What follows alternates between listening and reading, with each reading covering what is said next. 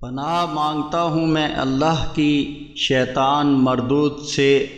اللہ کے نام سے جو بڑا مہربان نہایت رحم فرمانے والا ہے۔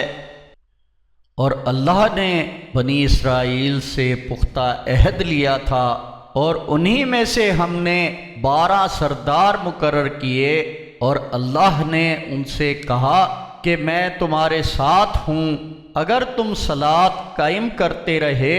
زکوٰۃ ادا کرتے رہے، اور میرے رسولوں پر ایمان لاتے رہے اور ان کی مدد کرتے رہے، اور اللہ کو قرض حسنہ دیتے رہے، تو یقیناً میں تم سے تمہاری برائیاں دور کر دوں گا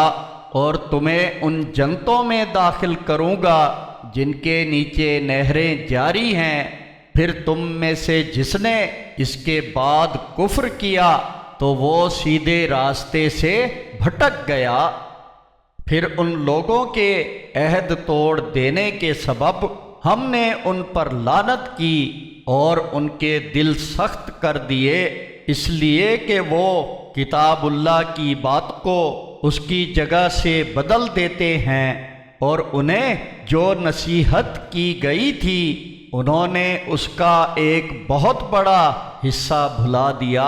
اور ان میں تھوڑے آدمیوں کے سوا تمہیں ان کی خیانت کی خبر برابر ہی ملتی رہتی ہے،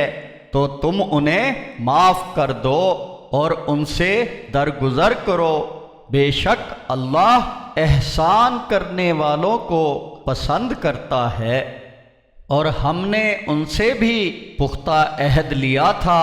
جو کہتے ہیں کہ ہم نصارہ ہیں،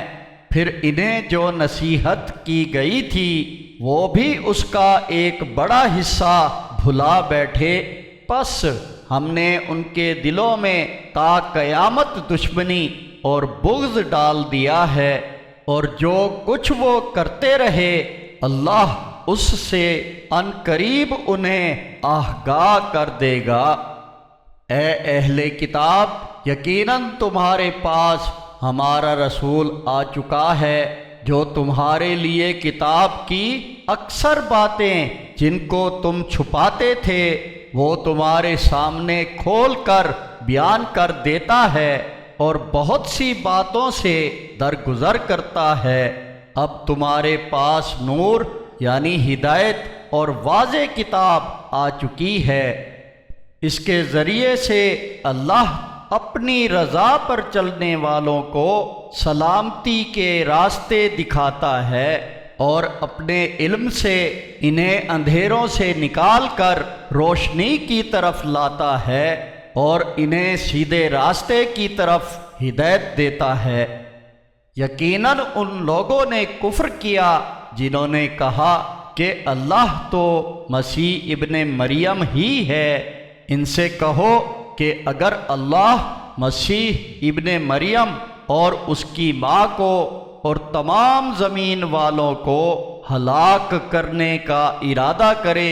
تو کون ہے جو اللہ کے سامنے کوئی اختیار رکھتا ہو؟